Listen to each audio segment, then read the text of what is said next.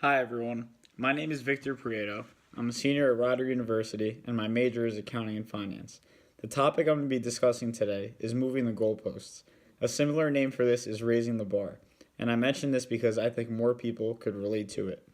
We are moving goalposts around us every day, and being aware of when it's happening to you is very important. So, without further ado, let's explore how it could affect you. Imagine the game of soccer and the goalposts that have been around the game for so long. They're pretty standard at this point. You see them in the World Cup, you see them in any type of game. This is probably the easiest example to relate it to. They're 8 yards apart, they're 8 feet above the ground, they're usually 4 to 5 inches thick. Now, envision you shooting at this goal, and now the goal is either shrunk or made bigger. So this is going to do one of two things. If you're the shooter and the goalposts are moved and shrunk, then you have less room to score. And if you are a goalkeeper and the goalposts are moved and spread out and made bigger, life is harder for the goalkeeper and easier for the shooter. The bottom line is, once the terms or rules of something have changed, there are consequences that arise with it. Now, at work, it relates to how you deal with people. Let's say you're assisting on a team project. Your boss wants you to prove that you helped with this assignment. So he or she may ask, "Did you help with this assignment? I want to see some proof that you were present." You, the employee, will respond with something like, "Well, I helped Michael complete part A of the project. I did that from 9 to 12 before I stepped out for lunch. I did that on Monday." Your boss, who is looking to be right and prove you wrong, will ask something along the lines of, "Well, if you were present on Monday from 9 to 12, how could you have been there helping if the computers on the fifth floor weren't working?" You will answer and say something along the lines of, "Well, Mr. or Mrs. Bossman or Boss Lady, we were working on this assignment on the third floor, not the fifth floor." But your boss is going to respond with something along the lines of, "Well, that's impossible because if the computers were working on the fifth floor, no computers on the third floor could have been working. The third floor is so much behind on technology than the fifth floor. The fifth floor's technology is all up to date. No way." So do you see what just happened here? You adequately answered the first question that your boss had for you. And because he or she was refusing to believe that you were right and just wanted to prove that you were wrong, they kept raising points that were irrelevant or not even adequate for the situation. So what if the fifth floor is way advanced than the third? So what if the technology up there is way better? It's irrelevant to the situation. So moving the goalposts or raising the bar, someone always looking to one up you and always looking to be correct, not necessarily to prove you wrong, but their pride can't take being incorrect or being wrong, so they're going to move the goalposts around as much as they can in order to prove that they're correct.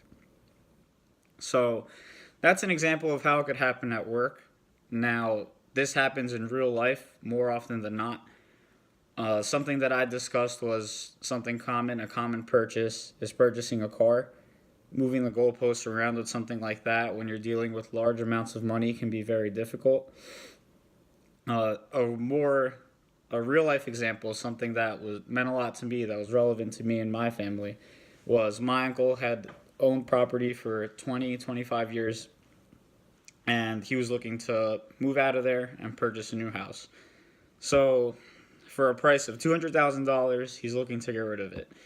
He's looking to purchase an apartment for $150,000 and profit that $50,000 and use it for something that he needs as he's looking to retire.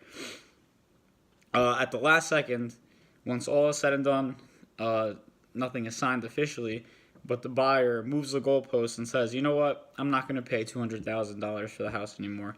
I'm only going to pay $170,000 because I found this, and this wrong with the house." Even though they had both agreed to these terms. Now, imagine what happens when goalposts are moved at this level. This complicated life a lot for my uncle as he was looking to buy this property, profit with $50,000, and then do whatever he needed to do with that money. But when you're moving the goalpost so often and you're doing it at the last second, my uncle's already planning, like, how am I going to move all this stuff? I'm trying to calculate like a price for U-Haul trucks, trying to calculate like, the price to have people help and move in, and a whole bunch of other factors. All change at the last second because of this fallacy of moving the goalposts. So this example actually happened in real life, and let's look at moving the goalpost fallacy as something much simpler, with a simpler gist to it. So when I was doing research on this topic, there was a post on a blog, and it discussed moving the goalposts when setting personal goals. So I know for a fact I'm guilty myself of doing this.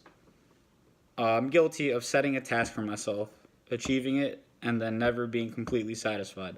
This is because I am moving the goalpost for myself. So the challenge here is to be aware of you doing it, be aware that you are doing it, and not continuing to do it. A lot of the times people will say, like, yeah, I'm going to reward myself, I'm going to do this, I'm going to pat myself on the back, and, right away you're moving on to the next goal. You're raising the bar, you're raising the standard, you're moving the goalpost. You want to progress, and there's nothing wrong with that. There's nothing wrong with being hungry. There's nothing wrong with being ambitious and looking to progress as a person. But when you are doing it consistently and not giving yourself credit for attaining a goal, then you're really never going to be satisfied, and you're never really going to be happy and reward yourself. So it's important, before you move this goalpost higher, acknowledge the effort that you put in to attain this goal that you have, and celebrate it. Definitely give yourself this pat on the back, and just be aware of it before you raise it right away. So instead of thinking it as relating back to how I opened this speech, the goalpost can either be shrunk, making it harder for you to score, or they could expand and make life very difficult for the goalkeeper and much easier for the shooter. So to relate to this fallacy just a little bit more, I was worried about where my first job out of college would be. So it wound up being at an accounting firm. Well, my ultimate goal was to start working in finance and start working in banking. By keeping the goalposts so slim or so narrow, I was banking, and pun intended, all of my happiness to be on this one job, to work on this one industry, to have this prestige for myself when I graduate. Instead, I moved the goalpost wider, and I said to myself, this is still going to be a great stepping stone in my career. It's going to be a great place to start. And hey, I spread the goalpost, and after a while, I scored this first one. I'm going to move up. I'm going to raise the bar.